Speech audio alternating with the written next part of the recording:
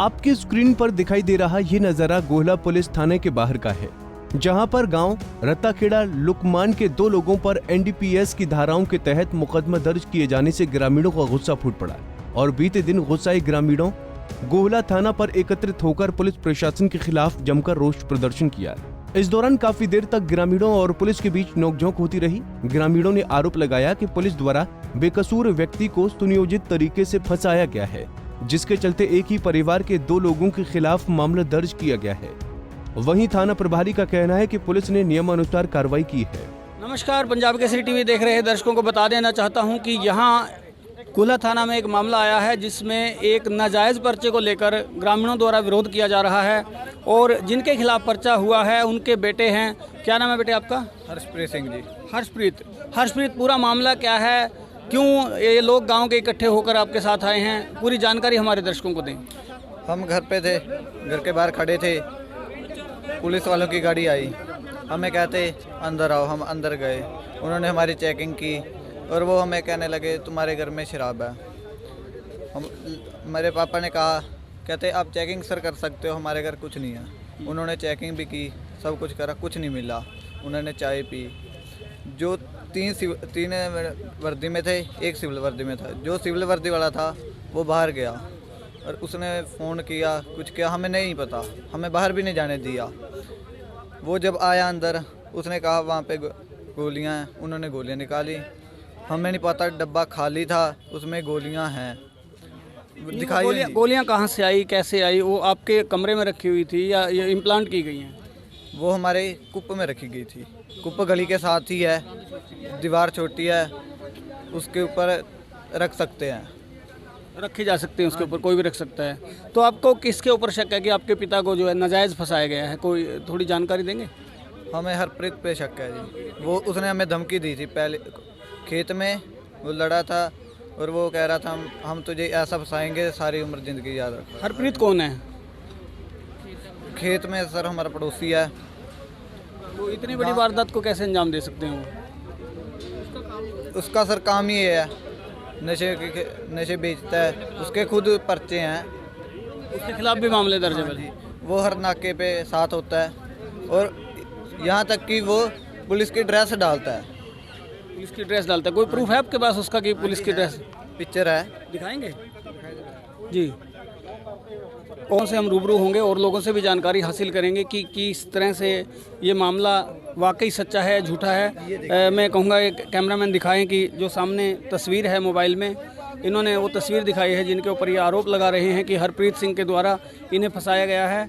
कैमरे को बिल्कुल सीधा रखा जाए और भी लोग हैं जो, उनसे भी हम बात करते हैं। जी, आपका क्या नाम है? हरविंदर सिंह है सर। हरविंदर सिंह, क्या लगता है कि वाकई पुलिस द्वारा ये मामला झूठा दर्ज करवाया गया है? सर ये बिल्कुल झूठा है। मैं मौके पर था उस टाइम। पुलिस वालों ने किसी भी मोतबर आदमी को साथ नहीं लिया और सीधा आके तलाशी शुरू कर दी। मैंने उनको बोला भी मैं रिटर्न में इनकी सौं देता हूँ, ये ऐसे आदमी नहीं है जितनी मेरी एज है उससे लेके आज तक। तो उन्होंने बोला भी नहीं, ये ऐसा काम करते हैं। पहले उन्होंने सारी तलाशी की, कुछ नहीं मिला उनको। और बाद में एक मुंशी है राजेंद्र सिंह, वो बाहर गया, पता नहीं उन्होंने किससे फ़ोन से बात की, तो आते वक्त बोला भी यहाँ पर गोलियाँ रखी है। ये मेरे को दिखाया, बोला भी ये 2000 गोलियाँ।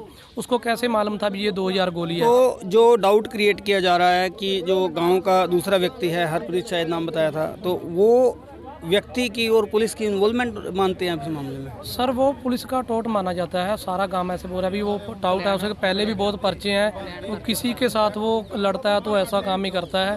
वो आगे को हमारे को भी डर है भी, हम उसके ये बोल रहे हैं, हमारे को भी डर है भी ऐसा नाजायज़ काम किसी के ऊपर ना करे, उसकी कार्रवाई होनी चाहिए। वो पुलिस की ड्रेस भी पहनता है और नाजायज़ काम करता है, पुलिस का टोट है वो। बताइए, ये भी जा रहा है कि जो पर्चा, जिनके ऊपर पर्चा हुआ अभी, उनके परिवार के अन्य सदस्यों पर भी पहले एक आध पर्चा है, ऐसा है कुछ? उनके फादर साहब से जो पहले डेथ हो गया, ये 15-16 साल पहले की बात है। लेकिन लड़के पे, उसका छोटा भाई विदेश में है, उस पर भी किसी और पे भी कोई पर्चा नहीं, उसके डैडी पे था।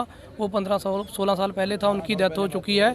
तो वो पुरानी बात है। आगे की हम सारा काम उसकी जिम्मेवारी देता है। अभी ये लड़का ऐसा नहीं है, उस पर झूठा केस डाला जा रहा है। तो इसमें एक प्रोविज़न होता है कि ड्यूटी मजिस्ट्रेट को अपॉइंट किया जाता है। ड्यूटी मजिस्ट्रेट वहाँ मौके पर पहुँचते हैं और यहाँ तहसीलदार ड्यूटी मजिस्ट्रेट रहते हैं आमतौर पे, ड्यूटी मजिस्ट्रेट के तौर पे, और वो तलाशी उनके सामने ली जाती है। क्या कोई ऐसी तलाशी उनके सामने ली गई है? सर कोई नहीं था। 3 थे ड्रेस में थे और एक सिविल में था। कोई मोतबार आदमी नहीं था, कोई बड़ा कोई अधिकारी नहीं था। उन्होंने अपनी मर्जी से काम किया है, तो धक्का किया है सारा। साम हम तो बोलते हैं ये धक्का किया है।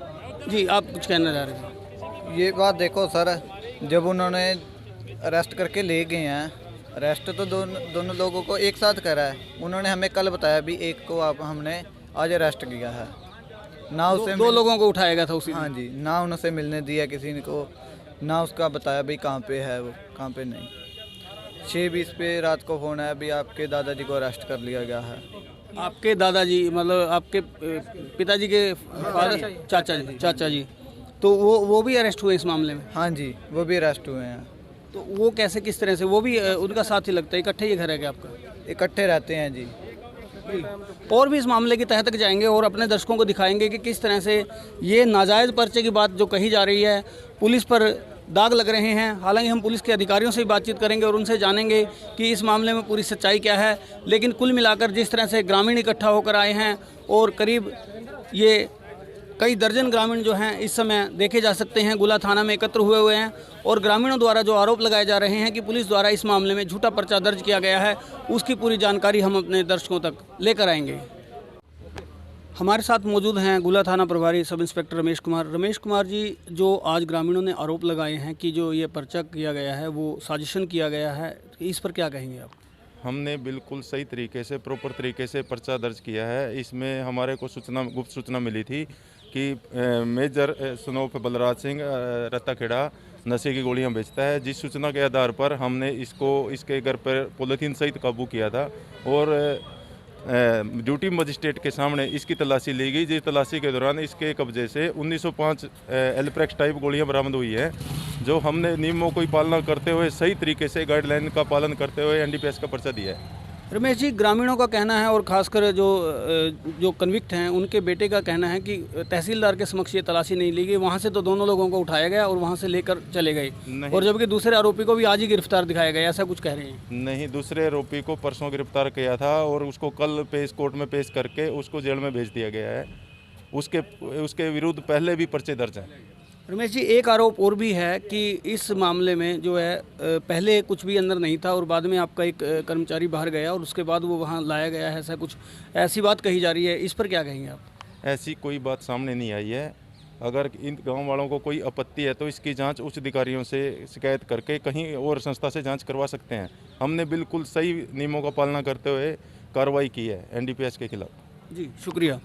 तो ये थे गुला थाना प्रभारी सब इंस्पेक्टर रमेश कुमार, जिन्होंने बताया कि इनके द्वारा जांच पूरी निष्पक्ष तरीके से की गई है और इस मामले में आरोपी को गिरफ्तार किया गया है। 2 आरोपी इस मामले में गिरफ्तार किए गए हैं।